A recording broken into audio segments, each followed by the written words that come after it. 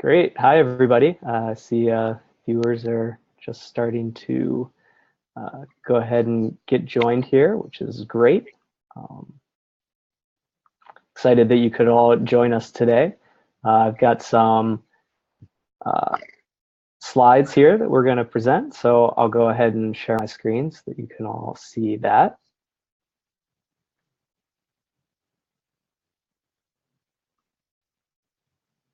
Great. So I want to welcome everybody to the HeroX webinar for Designing an Abundant Clean Energy XPRIZE competition. We're really excited that you could join us today and are looking forward to providing some information about the competition and answering any questions you might have. While we're providing an overview and talking a little bit about the contest and some background info, start thinking about what questions you've got, and feel free to go ahead and drop those in the chat or in the Q&A. And we'll have a Q&A session at the end where we'll get to just as many of those as we can. So before we jump into the contest itself, just in case anybody isn't aware who HeroX is, I'll spend just a second letting you know who we are. So we're a crowdsourcing platform, and we support the connection of important problems with innovative people in the crowd.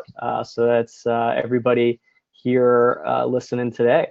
And at the bottom is a quote that I like from our co-founder, Peter Diamandis. It says, the day before something is a breakthrough, it's a crazy idea.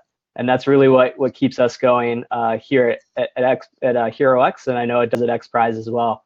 We're really striving to achieve helping those crazy ideas be transformed into tomorrow's breakthroughs. So that's what we're all about here. So we've got a number of people acting as panelists here today, and just wanted to make sure that we had a chance to introduce everybody so that all of the webinar participants know who you're talking to. So I'll go ahead and start us off with David. David, do you mind just giving a quick introduction? Sure, yes. My name's David Niebauer. I'm an attorney by training. I've been focused in the energy space for quite a while, probably the last 15 years, and kind of came to the realization, I would say, that wind and solar energy, even with storage as it is today, is just not sufficient for what we need. That we're really looking for an energy transformation. And so I've been looking at different technologies myself individually and with friends of mine, kind of looking around the globe for what's next. How do we get off fossil fuels? How do we address climate change? And how do we bring a new energy technology to the world, something that maybe we don't yet have a sense of what it might be? And can we push our understanding of the laws of physics, even if necessary, to identify and find a new source of energy and to harvest it in a clean and renewable way? So we named the prize Abundant Clean Energy Prize Design, and that's what we're looking for. We're looking for something that's abundant, that's clean, that is no carbon emissions, no nuclear waste, and something that is inexpensive, that can be propagated around the world as quickly as possible. That's what the challenge is about. From my perspective, I'm sure there are other angles that we can look at it, and I'd love to hear other participants and their views. Great, thanks, David. Eli, you mind going next? Yeah, I think that summarized pretty well, exactly everything we're doing as a group. I'm an entrepreneur, serial entrepreneur. I've had 7 successful businesses, and after the last one, I thought, we need to start fixing some of the world's biggest problems, or there's not a future for humanity. So this is what I've been focusing on for years now, finding a better solution to our energy situation. So honored to be here with you guys today. Great, thanks, Eli. And got Carl on as well. Carl, do you mind giving yourself a quick introduction? Sure. I'm Carl Page. I've been working with the Anthropocene Institute, trying to solve the energy and ocean problems to fix climate before it fixes us. I believe the time is short for getting abundant clean energy at low prices available, so that we can shut down combustion energy. And it doesn't matter how much clean energy we install, it only matters how much combustion we shut down. And so it's important to get a lot cheaper clean energy available than what we have today. Great. Thanks, Carl. And Jim, Marcus. I'm here too. This is Jim Bell. Oh, hi, Jim. Great. Yeah. I was able to join in. In fact, Carl and I are sitting together, so very convenient. But yeah, just to add in last bit, because everybody said basically what we're about.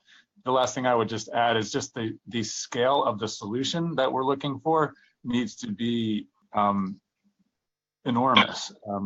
David made the comment already that wind and solar are not enough. Well, wind and solar are fantastic and they're growing incredibly quickly, and yet they're not nearly large enough in scale and won't be for the next 20 years to really solve this problem. So I think the one other thing to focus on, aside from inexpensive and clean, is just the ability to scale to the scale that this is going to take to solve, mankind and all of humankind's energy needs. So I would just add that last piece. Great. Thanks, Jim. And Marcus. Hi, everyone. Good morning, good afternoon. I'm Marcus Extevor. I run the energy group here at XPRIZE Foundation. We're really excited about this project because we're on the lookout for interesting and new prize concept, and we're really excited that this could be one. We've got exactly one prize launched right now that's in the energy space. It's a $20 million prize for CO2 recycling, and we're looking for other opportunities. I think people know that the XPRIZE approach, like HeroX, it's about moonshots, it's about inspiring people, it's about challenging all of us to do what hasn't quite been done, demonstrated before. This project fits squarely into that wheelhouse. What we're focused on today is how to navigate the HeroX stage of this challenge, which is about prize designs. That's often that's always where we start. At XPRIZE, we always have the challenge of getting ourselves to think not just about solutions, which is where your mind always goes first, but to think about how do you create a challenge or a model, a prize, a competition? What are the rules to incentivize great solutions that you probably don't even yet know about to jump into, to participate, and to be demonstrated? So we look forward to what we hope will be the final culmination of this process, which is the launch of an XPRIZE. Where we are today is focusing on how do we even start to think about a design, and which of those designs will attract, the top talent on earth to try to jump in and help us solve this problem. Great. Thanks, Marcus. And I'm Paul. I'm part of the Challenge Success team here at HeroX. I'm joined by my colleague, Christina, who's helping me manage questions and is also helping us stream live to Facebook. So really excited to be here. And just a reminder that you can go ahead and drop your questions or comments into the chat or the Q&A box on the Zoom, and we'll get to them during the Q&A session. Great. So everybody talked a little bit about the overall vision of what we're trying to achieve with this process, both with HeroX and potential future XPRIZE. But this next slide is just to give us a couple minutes to talk about what the vision is on the HeroX scale, what we're trying to achieve with this competition design contest. So David, if you could just tell us a little bit more about why it's important that you guys get views from all over the place and reach out to as many people as possible as you start this process to design an XPRIZE. Sure. Yeah. Thanks, Paul. I mean, it's really, I think, two prongs here. One is designing the prize. We have some ideas we have some ideas about what a prize might look like, but once you start getting into the details of it, it starts getting very hairy and very complicated. For example, if we have different sources of energy producing different types of energy, we might be generating heat, or another might be generating electricity, or how do you put them all on the same on a level playing field so that you can judge them in some equivalent manner? So that's one of the challenges of the prize design. How do you create a design that weeds out things that are impractical or not viable, and at the same time allow the real interesting potential breakthroughs to come through so that we can take a look at them and judge them? and what do we need to have to even judge them? What level of prototype? What are we looking for exactly? Those are all really difficult questions when we're designing this, and that also calls on the other part of the HeroX process, which is trying to find out what is actually out there. And a lot of us here have been looking at things. We've talked to inventors. We've seen interesting technologies that are hard to explain or hard to validate. But what is the entire universe of potential technologies that could possibly compete for the prize? And I think our wiki, it goes a long way to answering that question. It's a very broad net. We're not really discriminating on what kind of things get introduced into that, but we are looking at peer-reviewed journals. We're looking at real science. We're trying to find things that are solid, that are real, and find teams that will be built around those technologies that can actually compete for the prize. Because ultimately, the prize money that we're putting up is really just a small piece of what we're trying to accomplish here. What we're trying to accomplish is an ecosystem of potential inventors, investors, people who are interested in taking a part in this huge challenge, this moonshot of finding a new energy technology. And it's going to take a lot to actually pull this off. And so putting those things together, getting the exact right design, and also finding the strong teams and strong technologies that can actually compete for the prize is all part of what we're trying to accomplish here with the HeroX crowdsourcing effort. Great, thanks, David. And Marcus, would you mind giving us the XPRIZE perspective on why it's important to get so many different views? Yes, of course. I like the quote that you brought up at the beginning. I think it was a Peter quote, one of the Peterisms. The day before something is a breakthrough, it's a crazy idea. Energy in particular, we think, is not just ripe for innovation, but also, to be frank, suffers from a lot of entrenched thinking, entrenched assets, entrenched investment structures. It's hard to get people to think creatively about energy solutions, especially, I'm sitting in Los Angeles. The energy system works pretty well from the user's perspective. This is a barrier to innovation. It's not like the internet, it's not like pharmaceuticals, it's not like semiconductors, some of the classic models of innovation where new ideas don't necessarily compete with old ideas, they just bring something fundamentally new. We want something fundamentally new in energy, but it's really difficult sometimes to see past the technologies we already have, the approaches we already have. All that to say, it's especially important, I think, in this exercise to get diversity of voices and viewpoints in here. We know there are ideas out there. Some of them suffer from reputation trap. Some of them suffer from lack of good data. We want to create a structure in which we can invite those ideas to really demonstrate what they can do in a fair way.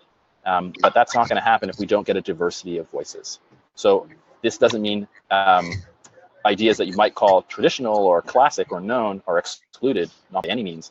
But we also want as broad a range of ideas as possible, because that's what creates not just a winner or a breakthrough, which is sort of the point of the spear, but also the community of practice, the ecosystem of solvers that is going to create the kind of dynamism that we actually need to move the needle on this collectively. No matter what the winning team or technology ends up being, it's going to take a support system to implement that, refine it, make it better, make it work with what we already have. So no XPRIZE or any competition like this can be successful without a broad range of participants, voices, teams. And this, this starting point here with the design challenge is no exception. So we're really thrilled already to see the diversity of discussion on the wiki and some of the submissions that are coming in, and we want to see more of that. That's what enriches the exercise, not just for the conveners, people talking now, but actually the participants and the teams. That's what we found in the past. So we're excited where we are today and look forward to taking it further. Great, thanks, Marcus. So perfect segue. So this is all about diversity of thought, diversity of ideas, and I've just got a little map here that highlights already all of the competitors taking place in the contest so far, and you can see that we're well represented on a global scale, which is great. But we're certainly reaching out to as many people as possible, but certainly appreciate any of the participants here today letting your friends and colleagues also know about the contest to make sure that we get just as many people as possible participating, and to keep the opinions and views coming in from across the globe, and not just centered on the US or Canada or Europe, but from all over, and we're really excited already to see that we're getting people from all over the place. So I just wanted to show the map to brag a little bit about what a global community you all have assembled so far. So now we can shift focus a little bit to the competition itself. So you've heard mentioned already, there's an XPRIZE design, and you've heard a little bit about a wiki. So those are the two major components of this contest. The wiki itself is meant to help out with all of the hard work and research that it takes to design an XPRIZE. All the XPRIZes are designed with years often of background research, and lots of work goes into that process. And it's sort of unfair to ask you as participants to go into thinking about what an XPRIZE might look like without a resource to help you. So we dreamed up the Abundant Clean Energy Wiki to give everybody access to the same sort of research. So this is a crowdsourced endeavor to let people compile and talk about different types of technologies and energy production methods, as well as different ways to compare and measure energy production. Already, competitors in the contest have made over 1,600 total edits and have added over 800 citations and references. So at this point, it's a spectacular resource, and just wanted to make sure everybody knew that it was there for both you to add to and contribute to and be part of that crowdsourcing effort, but also is there as a resource as you think about what a great XPRIZE design looks like and how you might want to structure your submission. On the right side of the slide, we've got a little bit of information about the XPRIZE design itself. So this is really the meat of the competition. So this is asking the crowd, asking you what you think the structure of a global scale XPRIZE would look like to bring about the vision and change that the Abundant Clean Energy team and the XPRIZE team have talked about so far. So that involves everything from a short and catchy title all the way through a recommended prize purse and length of time and structure and how technologies might compete against each other and how you would declare a winner, how you would declare one technology better than the other. So Marcus, at this point, I was just wondering if you could spend a minute or two talking about sort of what it takes to design an XPRIZE and maybe offer some tips about what to think about and consider to make something turn into a great XPRIZE. Yes, absolutely. So, the first thing I'll say is that even though we approach every design with a certain set of principles, and we often have a really strong technology focus for a lot of reasons, but for not the least of which is because it's measurable. And when you're thinking about competitions, that's something you've got to think carefully about. Designing a competition is as much an art as it is a science. There is not a turnkey method, but there are a few certain questions you can ask yourself and considerations. So let me just run through a couple of those. The first, and I think a lot of these are laid out in some of the materials you've seen, but let me just touch on some of the high points. The first is duration. How long should the competition last? Is it the type of thing where you expect people to turn around a design and prove it out in a year? Or should it be 3 or 5 years? Or should it be open-ended? At XPRIZE and at other prize shops, you'll see all variety of types. The Google Lunar Lander XPRIZE is an open-ended competition, now in its 8th year. That's going to run until someone achieves the target of landing a rover on the moon. The competition that I run, CO2 recycling, Carbon XPRIZE, is a fixed time. It has a beginning and an ending, and the best forming team at the end of that period takes home the prize. So the duration is one consideration. This blends into another consideration I just sort of alluded to, which is the first past the post sort of, or the first to achieve type of competition, or the best to achieve at a certain date. First to achieve is a race style competition. You put out a challenge and whoever can achieve it first wins, period. The other type is you establish clear metrics with a benchmark, with some thresholds above which you've got to exceed.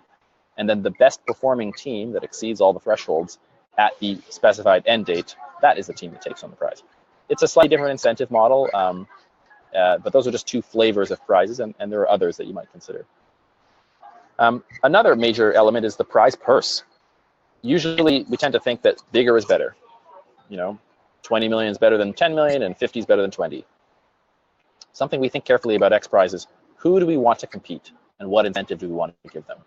We traditionally think that the larger prize purses will tend to attract the attention of large incumbent players. Let me give you an example. The first XPRIZE was Ansari XPRIZE. $10 million to put a private spacecraft in space. You could imagine a $500 million competition, of a similar type. XPRIZE explicitly chose a number that we thought was small so that people like Northrop Grumman and Boeing would not compete. We know they have great designs. We wanted to see new designs. We didn't explicitly want to exclude them. We thought, if we make this a $500 million prize, maybe they're going to think that we're stepping on their toes. That's not what we're doing. We're explicitly trying to bring in new design. So, that was Peter Diamandis' vision. And it was smart, but also make it large enough that it's worth somebody's time. I said that it's an art as much as a science. Calibrating the size of the prize purse is an art. Part of it is what you can afford, part of it is what is realistic, but also think carefully about what type of participants are you targeting the prize at, and how are you going to get them to, how are you going to incentivize them to participate? What is a large enough sum for that community, and what might be too large if there is such a thing. And the final element I want to call out, this is now getting kind of into the technical a little bit, but exactly how will you measure success? This is crucial. I think in this project, it's particularly crucial, and I think there's a lot of room for creative ideas on how to measure, the performance of a fundamentally new energy technology, let's say. But the measurement component is key. Without a transparent, clear measurement system, the prize will not have any credibility. It also will be unintelligible to the participants. So things like transparent and clear and simple, those are easy words to say. In practice, it's very difficult to execute this. But think carefully about exactly what you're asking teams to do, the hypothetical competitors in this competition, and how you would measure their performance. Should it be validated by a third party? Should it be a scoring system? Should it be a public demonstration? Should it be a team of auditors that go through the technology? What is the best for the technical approach? What is the best for the public and inspirational lens? What is the best for public credibility of the exercise? So there are a lot of considerations that go into design. Those are just a couple I want to touch on. How do you do the measurement? What is the size of the prize purse? How long should the prize be? And do you want it to be open-ended, or do you want to have a beginning and an end point? I don't think there's a right answer. We're actually really interested in other dimensions and seeing how people put those variables together. But those are just some of the considerations that we go through at XPRIZE, and we're encouraging all of you to think about as you submit your designs. Great, thanks, Marcus. So obviously in this competition, there's a $50,000 prize purse. So it's pretty clear that people could be competing to win that prize. But in addition, you talked about the art of putting together an XPRIZE. Could you just talk a little bit about the value of getting everybody's different views and how that'll feed into the eventual design and finalization of an XPRIZE in the future? Yes, absolutely. So what we're really I'll start with process, and then I'll back up and talk about why we think that kind of diversity is really valuable. Process-wise, we look forward to, as XPRIZE, in other words, studying the entries and the ideas that come through this HeroX challenge, and really trying to use those to seed a deep, formal design process that'll build on the best ideas that come out of this exercise, to really flesh them out, fill in the details that are missing, and then start the exercise of identifying a sponsor, raising the funds that could eventually be a prize. All these are ingredients that we need to build in before we were to launch. It's unusual for us to have such a thorough process to start out. That's one of the reasons I'm really excited about this project. Usually, designers that XPRIZE will retain, or in-house designers, they kind of start from scratch. Here, we're going to be starting from a community of researchers, a community of input, some already tested and ready-made designs that we've vetted, that HeroX has vetted, that this team has vetted. So that's a really exciting process. We want to build on what comes out of the current challenge and really make it grow into something that we hope we can launch as an XPRIZE. But there's another element I want to just address quickly. The strength of the diversity is not just having a great pool of ideas to start with. It's actually what already starts to build a community that is ultimately going to support this prize. It's the community that sponsors and other stakeholders respond to, not an individual team necessarily, or even an individual idea. But it's the idea that there is an active community focused on this, and particularly this topic, I think. The time is ripe for it. it's that community building that you all will achieve in your, in your personal connections, your professional connections, as you research, add to the wiki, develop designs. These people that become interested in this concept as you work through the next few weeks, that is going to be the source community for the people that can really make the prize grow and run when it's in its full form, hopefully, as soon as maybe next year. So a couple of reasons to remember that your voice is really important to this for our immediate challenge, to get the best ideas out as a starting point, but also to stimulate the community, with the connections that you make and the people to talk to, because it's that community that was really going to support the effort ultimately. Great, thanks. So moving on, I just want to touch on the timeline a little bit. So the contest has been open to enter since about mid-January, but the great news is that it's open until April 11th, so about another month. As I mentioned before, the wiki has already blossomed into a full-fledged tool that you can use to start understanding what technologies are out there and different ways that you could compare technologies against each other. So there's a lot of great resources out there for you to utilize, and about a month left for you to think about and transform all of those research ideas into your competition design that you can submit. So the official deadline for submission will be at April 11th at 5 p.m. Eastern time. So make sure that you get started early and get your entries in before then. So in order to compete, you'll want to go to herox.com/abundantcleanenergy. This is the challenge website where you'll be able to find all the information that you need to compete. You'll see at the bottom, there's a number of different tabs. You can see the timeline, read the overview, see the full guidelines, how your submission will be reviewed and scored and judged. You can also see a helpful forum section there where there's some great discussion going on already.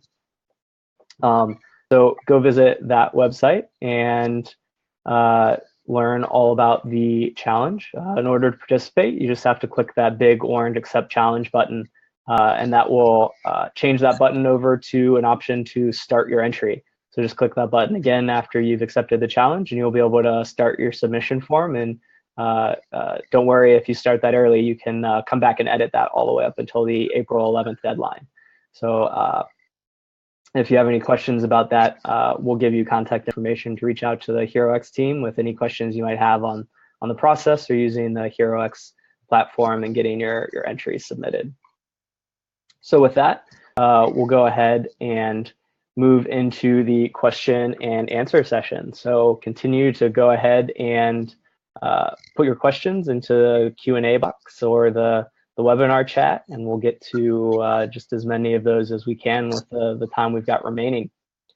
So I've got here a couple questions that got asked anonymously, so we can go through those first.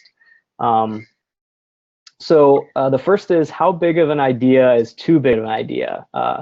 With regards to the number of years for a contest duration, is leaving this open-ended something that doesn't make sense? Or, would you like people to propose, sort of what they feel is right based on how they see the technology being right now? So I'll start that off with you, Marcus. Okay, yeah, that's a great question. I'll give two answers. One is my personal view, and maybe one is my professional view. Okay, my professional view is think carefully about really practical questions, like imagine yourself pitching this great concept to a sponsor. Let's say you have a fantastic prize which you're convinced is the way to go, and you think it should be $100 million over 30 years. I'll just make some big numbers up. Realistically, who would write that check? If you could think of somebody, then maybe that's not too big. If you can't think of anyone, maybe it's too big. That's like a very just sort of brutal and practical way to look at it from a sponsorship perspective. Another practical perspective is operations. People like me operate competitions and at XPRIZE and others. How long is too long to sustain an operating staff, culture, data? How long is too long? Think about long-running projects that you know. So I think you see that I'm biasing towards shorter, but when I mean short, I mean 10 years or less. I think the longest prize that XPRIZE has ever executed is 10 years. Some of the longest prizes in history have been open-ended and have been open-ended for decades. And they were run by governments, by the way. And as another anecdote, there was always trouble paying out the prize after several decades. Okay, but my personal view is, don't let those practical considerations hold you back. Design can always be adjusted. If you really think that 100 million and 25 years or whatever numbers I made up may be, then go with that and explain carefully why you think it's that way. It's better to capture that spirit, I think, in essence, and then modify it for circumstances than to not to shoot big and to stay a little bit too constrained right off the bat. So that would be, if it were me, I think that is how I personally approach it, because we are asking for big ideas, but I mean, others may have different approaches. Great, thanks, Marcus. And to practice diversity in thought, David and anyone else from the Abundant Clean Energy team, what are your thoughts on timing and how big is too big? Well, I mean, I agree with Marcus on everything that he said, you know, and I think of a field that I'm interested in and have been watching for quite a while, the LENR space, low energy nuclear reaction technologies, something that might say, you know, can we get a useful amount of heat out of a validated system? And you pick an amount, say, you know, maybe it's a 15 kilowatt system that will run for a week and can be replicated a week later. That might be an interesting way to focus the prize. There are a lot of people working in the space already. It gives them an incentive to move toward, rather than just research projects, something that's actually demonstrable and a useful amount of energy being generated. Who knows how long that might take, but if you put the incentives the right way, it could really speed the development of the field. So, you know, I think that's one way to look at it. Look at a technology that has people working in it. There are researchers. There are lab experiments that show some promise, and put a goal out there of attaining something that's useful in a meaningful period of time, or, you know, attaining something useful, and let them work toward that goal. And it may take 3 years to get there, but that would be a great result. Great, thanks. Anybody else from the Abundant Clean Energy team want to weigh in?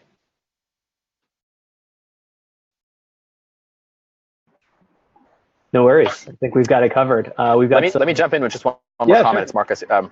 One, if you're thinking about something truly grand and you're struggling with what you think might be too long of a time period, maybe this is a time to use the first to achieve format.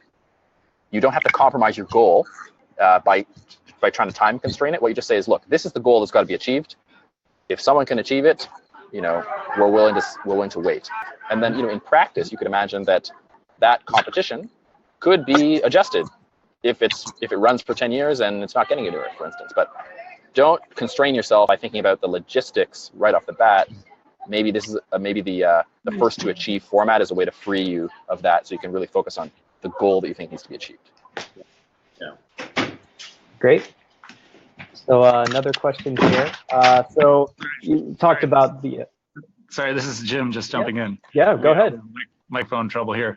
Just kind of relating to that question, I think another interesting question is whether there ultimately ought to be only one winner, or maybe 2 or 3. Obviously, I don't think it's a big number, but there might be some provision for a staged winnings, an early stage where you're in the running as a finalist, maybe even get some financial support, and then again, in the end, maybe there's more than one winner. We kind of always imagine, well, there'll be one dominant winner, but maybe not. So I just want to throw in that notion too. Yeah, very great point. Thanks. Yeah, this is Carl. I could throw one in one thing too, and that is focus on why there's a market failure and what we can do. Energy is ripe for innovation, but there's been no, you know, the utilities famously put 0.0% of their money back into R&D in their core line of business, which is one reason why they don't change it all ever.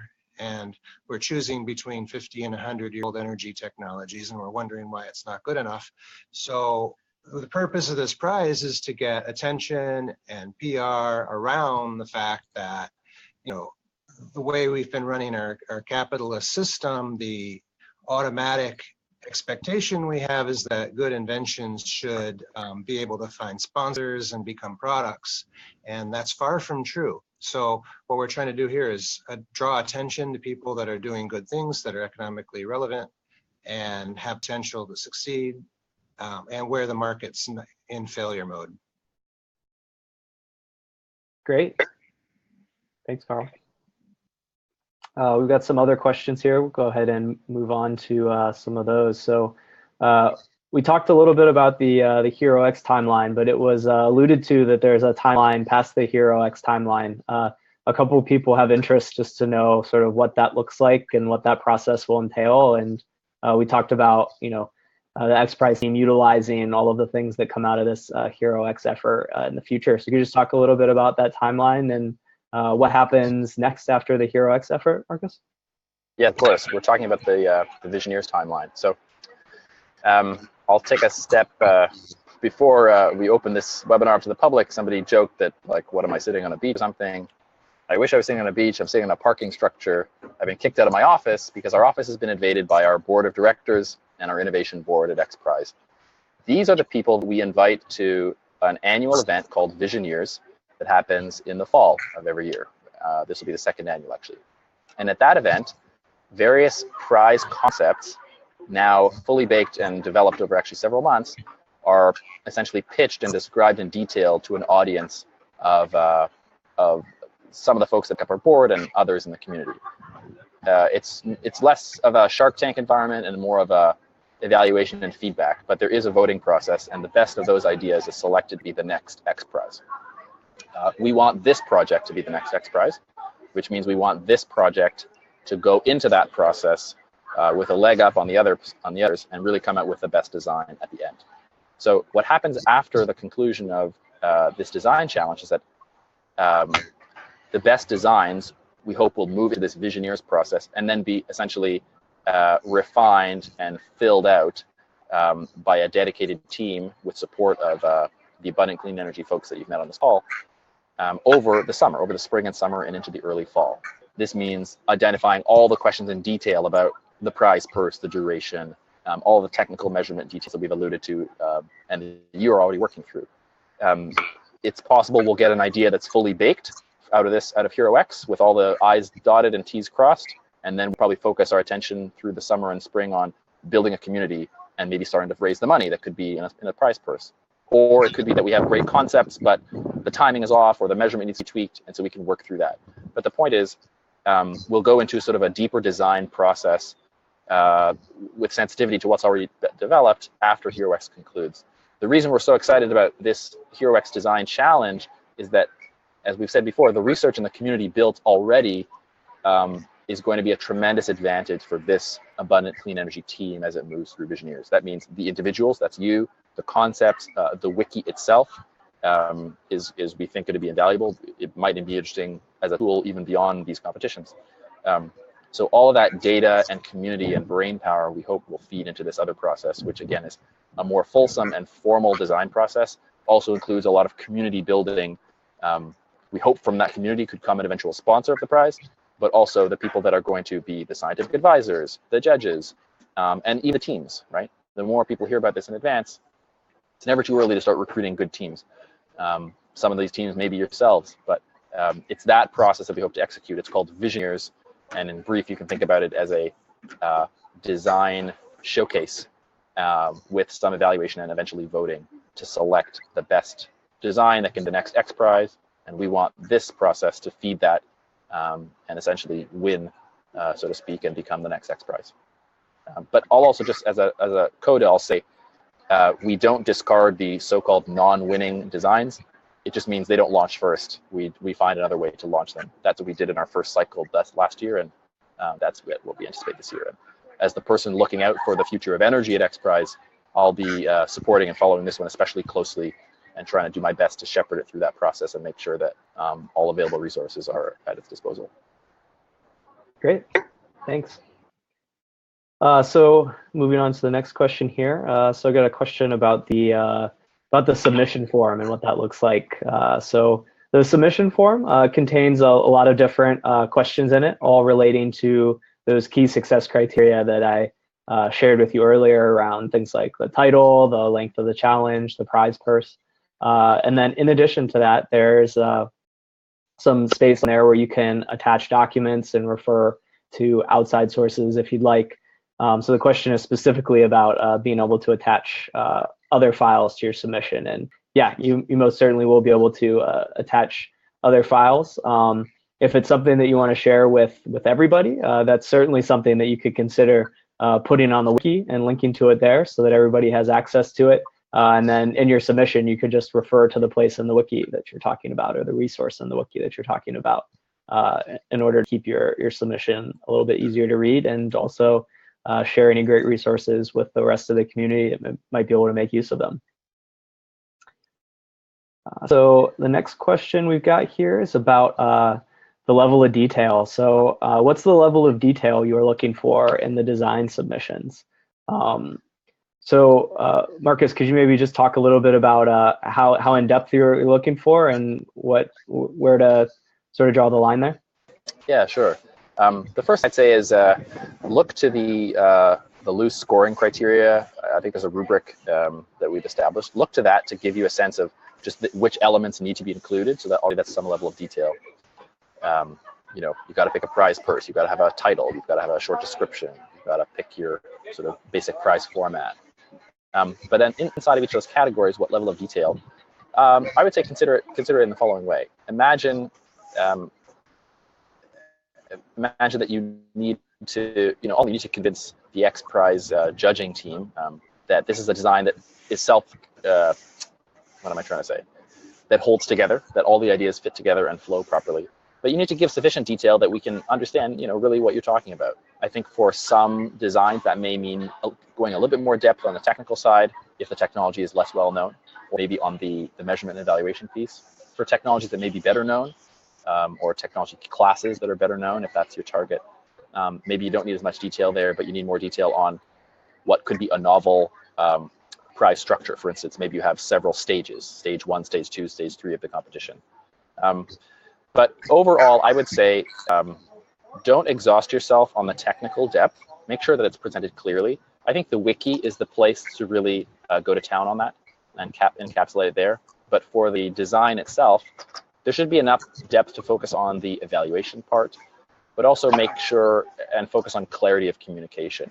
That is what will help with the judging process, but ultimately that's what helps to communicate these ideas to prospective teams and into the broader community. But let me just also just bring this caveat again. I have fallen into this trap before, and I've seen others do it when you're trying to work on a design. Remember, don't fall in love with the technology. Fall in love with a process and a set of rules that will attract what could be your favorite technology. Everyone has their favorite, but also legitimately leave room for others. Another way to say that is focus on the problem, not the solution. Even if you have a solution in mind, we see a lot of designs that are actually just identifications of solutions. And everyone is always convinced that they know what the solution is. It's very hard, especially as a technical person, to get away from that level of thinking, I've just found personally, and to focus on identifying the problem, not constraining the solution. You can focus on the problem in a way that still leaves room for the thing that you, based on your research or your belief, may be an extremely promising solution. I'm not saying exclude that, but I'm saying make sure to focus on the problem definition, because that is how you can really unlock the power of crowdsourcing, which is what we're doing here. And so when you think about your level of detail, try to keep that in mind. More detail often can be a sign that you're getting a little bit more constrained to one solution space. We need enough detail to be salient, but remember to focus on the problem, not just a solution, but think about a multiplicity of solutions and how you might attract those. Yeah, that's really great advice. I think having designed some contests myself, you really do, to echo Marcus, have to think about what success looks like rather than what a successful solution looks like. So really draw that line, the finish line, and define how you cross it rather than describing the types of solutions that might be able to get there. So really great advice there.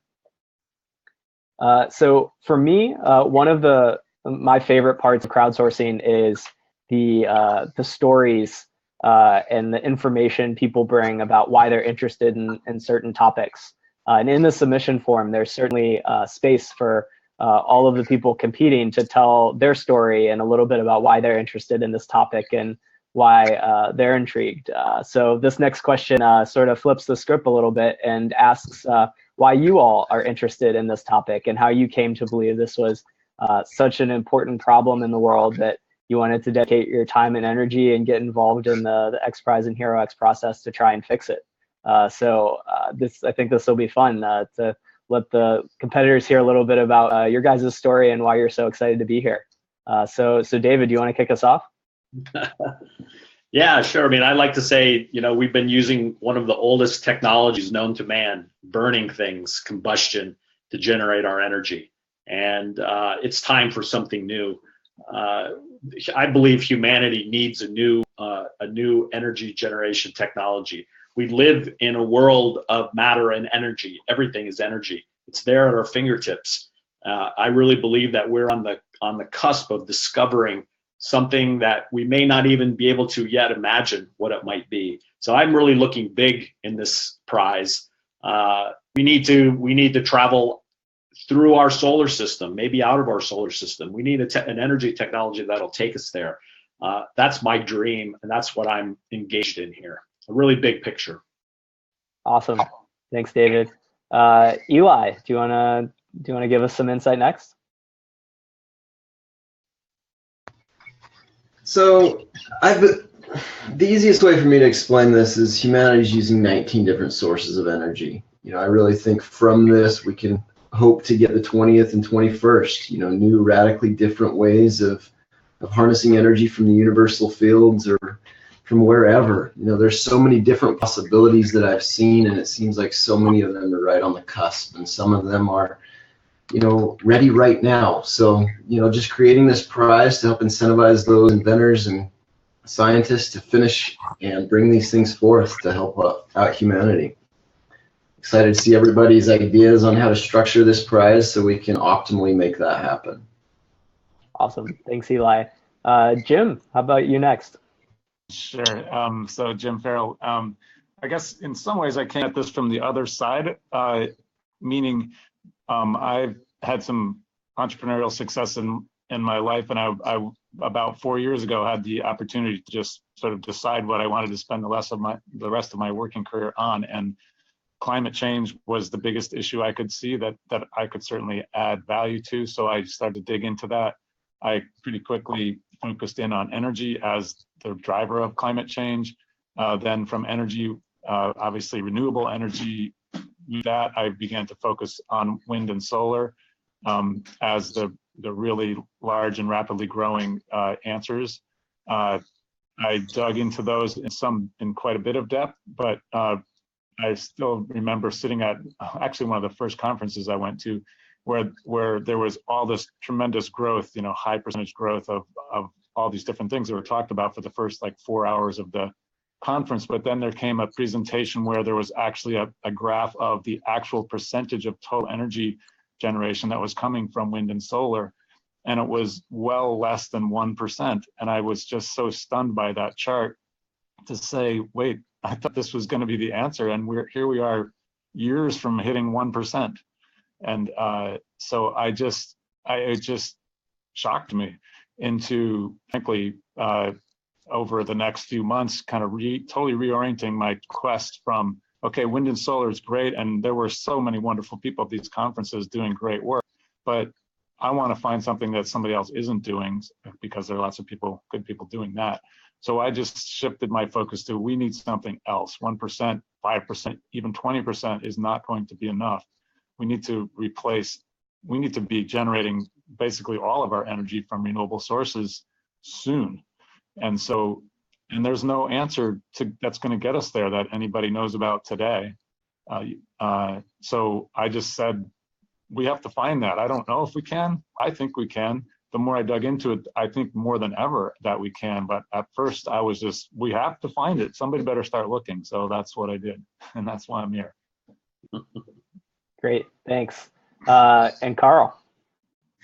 Yeah, well, as an engineer and fellow traveler with Singularity University, and I'm very aware that engineering has created a lot of new toys, a lot of new tools. We have nanotech, we understand things, we have tools for manufacturing.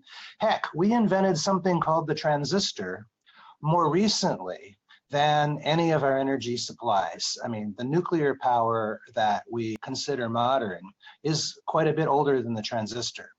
So we haven't used any of our new technology for our energy supply. And there's a huge opportunity there. We live on a planet with abundant energy flowing through it, and all we need to do is harness it. With distributed computing and automation, we can take advantage of small sources of energy and harness them. And that has great potential. So the fact that we're still burning stuff when nature has told us very clearly we cannot burn anything anymore. We've got maybe 8 years to stop burning anything. And wind and solar are beautiful, but they are mostly natural gas when you look at it, because there needs to be a whole lot of natural gas backing them up. And we need to shut off the natural gas. So what are we going to back up the wind and solar with? Well, it's either nuclear or innovative nuclear or something else. And I think there's a lot of something else's. And I don't object to innovative nuclear either, personally. But, we don't even have a consensus that making energy more abundant and cheaper is a good thing. And a lot of environmentalists are concerned about the side effects of saving the world by making energy cheaper and clean, because they think that increasing industrialization will be a bad thing, whereas most people think more abundance and prosperity is a good thing. So I guess we're in this competition putting on the side of abundance and prosperity and saving the climate, and trying to make that happen, give ourselves some choices and not paint ourselves in the corner using technologies that are almost good enough. Because as an engineer, I don't want to just solve the problem. I want to solve the problem with a safety margin. And all the advocates for wind and solar and renewables only are saying this gives us a chance to save the earth. I don't want a chance to save the earth. I want to do it for damn sure and with a safety margin. So, Great. Thanks, Carl. And Marcus. Well, look, I've sort of taken a long and circuitous route to kind of energy work, but since I was a kid, I was always dreaming about, I guess, what we would now call abundant clean energy, in the broadest sense, thinking about the stars, thinking about transportation, thinking about our life on Earth. I sort of got more and more focused in my professional life. I'm an engineer and a physicist by training. I've spent a lot of time working at the intersection of science and policy, energy and technology and policy. But energy, innovation, technology, and sort of that scientific curiosity, those are the things that kind of stay in me, and this is the thread through my career. Now I'm at XPRIZE, and so I've got the platform of being able to contribute to designing and launching competitions to try to inspire people to do these things. Just to take it kind of back down to earth, like some people have echoed, I really see a tremendous amount of inertia in our energy system. And as Carl put it, there's a tremendous amount of technology innovation that is happening, sadly, in parallel, I think, with our energy infrastructure and our energy technologies. I want to find a way to bring that back. Not only do I want people that graduate from college this year to want to work on energy topics, not just work for Snapchat or not just work for WhatsApp. I think there are other great challenges out there that I think a prize can help to inspire the next generation, but also to inspire the current generation of experts and people working on these technologies, give them an opportunity to showcase what they can do. And as Jim said, really start to bring some of the ideas to the fore so that they can be applied to the problems, not just of today, but of tomorrow.